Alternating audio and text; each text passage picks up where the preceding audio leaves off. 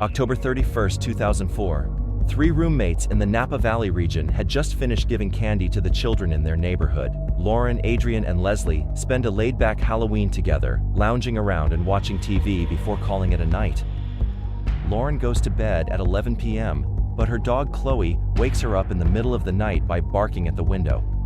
Something outside triggers a motion detector, causing the security light to switch on.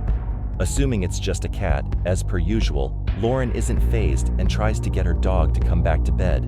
My reaction is basically to quiet her down, so I, Chloe, it's okay, shh, and told her to lie down again. And then I heard the screamings and cries for help. I knew right away that it was something awful. Realizing that Adrian and Leslie are in danger, Lauren leaps from her bed and rushes towards her bedroom door, gathering her courage to confront whoever may be inside. She tiptoes out of her bedroom, but freezes in fear as soon as she detects heavy footsteps coming down the stairs. I've never, ever felt that terrified, not knowing what to do. I just ran into the backyard. I thought, this is a race for me to get to the door before he does. Once through the back door, Lauren runs for her life. She is unsure if the intruder heard her leave the house. Heart racing, she waits, wondering if they'll come look for her. Fortunately, though, the footsteps stop there. Lauren believes she hears the individual going out a window. She is brave enough to go back inside the house to find out what happened and assist her roommates, even though she has no idea where they went. When Lauren tries to call the authorities on the house phone, it doesn't work. Nothing could have prepared her for what she was about to witness as she dashes to the second floor to see Adrian and Leslie. I noticed blood on the walls and everything. It was a horror movie. That's what I thought, exactly what I thought when I was up there. This can't be happening. Both of her roommates are on the floor when she gets upstairs. Adrian is struggling to survive while Leslie is lifeless. Though Lauren doesn't have much time to recover from the shock, she is aware that she must try to assist Adrian. Terrified, she rushes to her car to contact the police, immediately after grabbing her cell phone and dog. One unconscious down, and then the other one was bleeding, but she was saying, help me, please help me. I don't know what to do. I'm driving around. Wait, you're not back in the house? No, I got in my car and left. I don't know what to do. Lauren is told to return to the house. Turning around, she walks back, not knowing if the killer is going to go after her next. The authorities show up at 2:15 a.m. Adrian also passes away soon after the paramedics and police arrive. Lauren is the only survivor of the brutal 4-minute attack, as the killer disappears into the Halloween night. In a few minutes' time, my entire life was changed. I'd lost my friends, my roommates, and I'd been left untouched. I asked, what do people in my situation generally do? People don't generally survive in this situation. They're usually killed too. February of 2004. 8 months prior, in Napa, California, Lauren, her friend Adrian, and Sonia had come across a rental property together. She really genuinely cared about people and her friends and would do anything for her friends, and that's what I really did admire about her. Adrian's friend Lily and Lily's boyfriend Eric assisted Lily in moving her belongings into the new home. They soon came across a group of young ladies who also resided in the neighborhood. There was Leslie Mazzara among them. Leslie was very, very outgoing and very spunky. I had never met anyone like her. Just warm and just Southern hospitality, everything. Everybody kind of was drawn to her. Leslie received an invitation from Lauren and Adrian to move in with them when her roommates decided to move out. A third bedroom was free to use, and she moved in June. After becoming close friends, the three young women's perfect life is destroyed 4 months later. It's practically impossible for Adrian and Leslie's friends and family to accept that they're dead, but police are sifting through the horrifying scene at the house in an effort to find any scrap of evidence that could lead them to the murderer. The pain is just excruciating. I could not accept that someone wanted to kill my child. Someone hated her and wanted her gone. Blood on the curtains leads investigators to believe that the murderer broke into the property.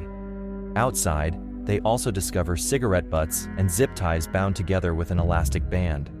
Since none of the housemates smoked cigarettes, it's possible that the intruder waited for some time to smoke outside the residence before breaking in. Although they don't discover a murder weapon, Adrian and Leslie both suffered multiple stab wounds. Leslie was probably sleeping when she got attacked, according to the police, and Adrian rushed in to try to rescue her friend. It was a struggle up to the very end. She did not go down lightly. She was a fighter. She was a scrappy girl. She would have fought very, very hard, and I hope she hurt him. Police believe the attack wasn't random due to its extreme violence. They thought the killer was probably acquainted with the girls. In the short space of a few minutes, Lauren lost both of her friends, but she managed to get away. Since she was the only other individual in the house, she wants to lend a hand in whatever way she can. However, she didn't see the intruder's face, and she fears the killer may still be pursuing her. Can only imagine her fear. It must have been just horrible. Nobody knows why Adrian and Leslie were singled out. Officers inquire about the neighborhood. However, since it was Halloween night, a lot of people were out throughout the evening wearing masks and costumes. An intruder could easily approach the various residences in the surrounding area without drawing attention to themselves. What it does is it turns my world into looking around and having a suspicion about everybody. I was thinking everybody was a suspect. Any of my friends are awful. Investigators examine the girls' immediate social circle, friends, former partners, and anybody else who may have harbored animosity towards these individuals for whatever reason. As a former beauty queen, Leslie traveled the nation, meeting and mingling with a wide range of people. Police question whether she was the intended victim because she was attacked first. Hundreds of men who were acquainted with the girls, their friends, neighbors, and relatives have provided DNA samples, but not one of them matched the evidence discovered at the scene. They also examine local registered sexual offenders. With dead ends everywhere they look, it seems that the investigators aren't getting any closer to finding the person who did it. Adrian's closest friend, Lily, and Lily's husband, Eric, provide support to Adrian's mother. Collectively, they don't want to give up on finding the person who murdered them. Somebody would have had to notice a friend of theirs acting strange or had bruises. It doesn't seem like somebody could just walk away from it and be fine. Somebody must have seen something. Somebody out there knows something. Several months have passed since the stabbings, and Lauren is still deeply traumatized. She is mourning her friends' deaths, but she is also subject to criticism and skepticism about her own account from others. She feels so much guilt and wonders how she survived when both of her roommates were killed. The investigation isn't going anywhere, so she keeps thinking that the murderer might return for her. She can't stop glancing over her shoulder, wondering if they might be lurking somewhere in the dark. It's hard to go to sleep, and it's hard to be quiet when everything goes quiet and it's dark. That's when everything comes back every night. It was the weirdest feeling ever. I didn't want anyone to touch me. My mom would try to console me a little bit. I'm like, don't touch me. Despite her suffering, she makes every effort to assist with the investigation.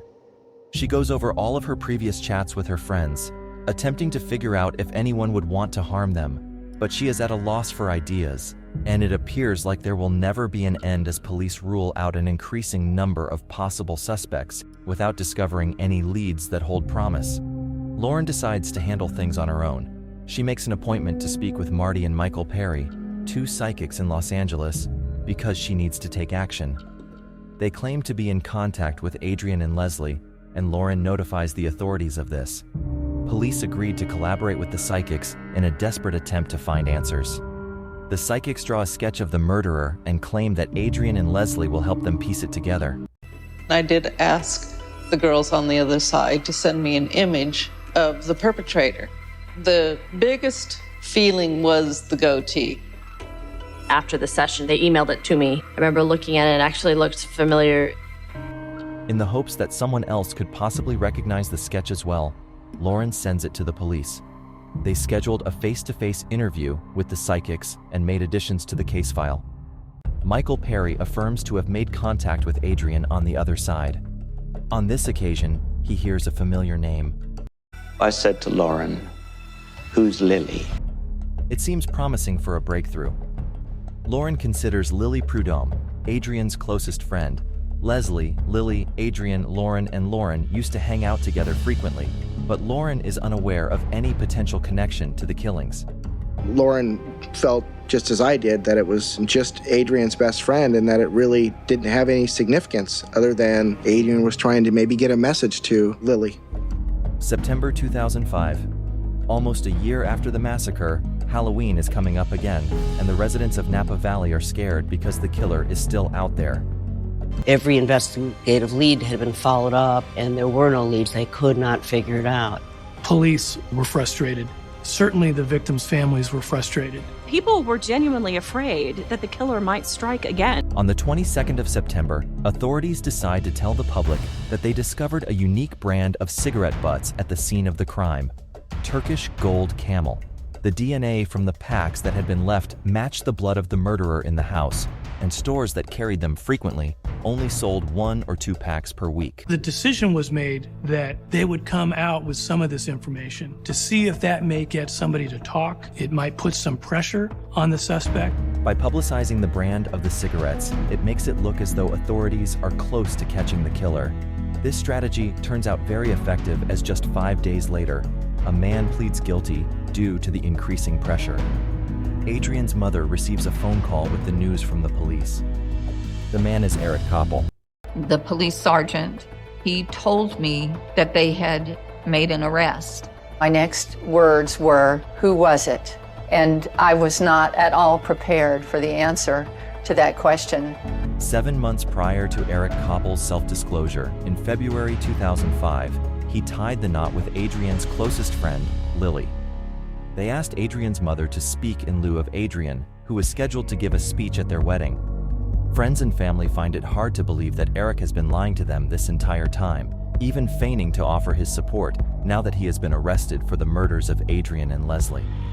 I was stunned, and I said, "Lily's husband?" It's like I'm hearing it, but am I hearing the right thing? The perpetrator has been identified by the police, and he was much closer to home than anyone had realized. Additionally, he had no criminal history. Investigators learned that Eric was very intoxicated on Halloween night when he and Lily attended a party. Following an argument, Lily left him alone at their flat and went to spend the night at her parents' house. He claimed that while he had some memory of leaving his house and taking a knife, he didn't know why he did that. In an attempt to evade capture, he set fire to each piece of clothing he had on after the attacks. However, before entering the house, Eric smoked outside and left cigarette butt remnants behind. Eric's DNA and the blood on the blinds match. Nevertheless, he withheld his motivation for killing Adrian and Leslie even after turning himself in. That is the burning question. Why? What caused him to commit these horrible murders? Police concentrated a lot of their investigation on Leslie's relationship to the murderer. They assumed she was the intended victim, but it's possible they were searching in the wrong spot. 7 months prior to the attack, in March 2004, Lily canceled her engagement to Eric. She was angry that he refused to receive treatment for his drinking issues. It appeared that some people, and possibly Adrian, were telling Lily that she could do better. She shouldn't be any longer involved in this relationship with Eric Koppel, that he wasn't good enough for her or right for her. Lily seems to come alive when she's with Adrian, and I think he felt threatened. Adrian and Lily had planned a trip to Australia together, and so he was just deathfully afraid of losing her. So his answer was, kill the one that's in the way of my happiness with Lily. Kill the problem. Eric Koppel enters a guilty plea to 2 counts of first-degree murder on December 5th, 2006.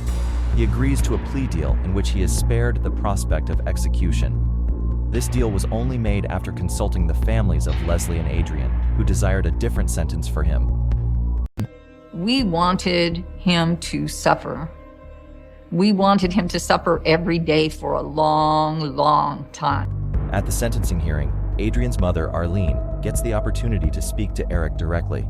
She makes him confront the truth about his actions and the number of people he has deceived, making a very strong statement in the process. You knew Adrian. She counted you among her friends. You are a man who violently stabbed to death the best friend of the woman you love. You cannot love Lily and bring a knife into Adrian's home and stab her again, and again, and again. While in the coming years, the memory of Leslie and of Adrian will remain clear and shining bright in our hearts, I will think of you no more. Lily, Eric's wife, also speaks and expresses her support for the families of Leslie and Adrian. Adrian's mother still feels sorry for her, even though her statement startles everyone in the courtroom when she addresses Eric directly. My heart goes out to both Arlene and Kathy, and to the rest of their families and friends. Eric, there is nothing in this world that you could do to make me love you less. Next up is Eric Koppel. He acknowledges that he was concerned about Lily's relationship imploding. He even makes an effort to make others feel sorry for him when he breaks down, saying that he is deeply sorry for what he did. Voice doesn't work. I am a broken man. The words evade me to articulate the depths of my sorrow.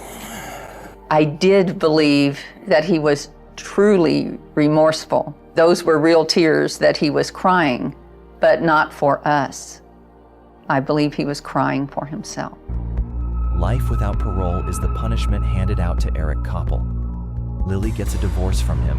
The friends and families of Adrian and Leslie can now finally move on after he is found guilty. Their murderer has been apprehended and will never be allowed to harm another person. Though the healing process is lengthy, Lauren still finds solace in her ongoing relationship with Adrian and Leslie. The experience with the Perrys has given me a faith that after we pass, that we can still have a connection to the ones we've loved in this lifetime. And I tell the girls this every day, like, I will never forget them. I'll never forget kind of what they had to go through. Leslie had a strong commitment to preventing child abuse throughout her life. She even organized fundraisers to support the construction of safe homes for children who have experienced abuse. In 2010, the Mazar Cottage, named after Leslie, was constructed by Calvary Home for Children, carrying on her vision of giving children in need a place to live and care for them. I'm so grateful that I got to be her mom and that she brightened our lives. She was a gift. The memories of Adrian and Leslie endure. The love and care they displayed throughout their lives are still being felt by their family and friends, who remember them every day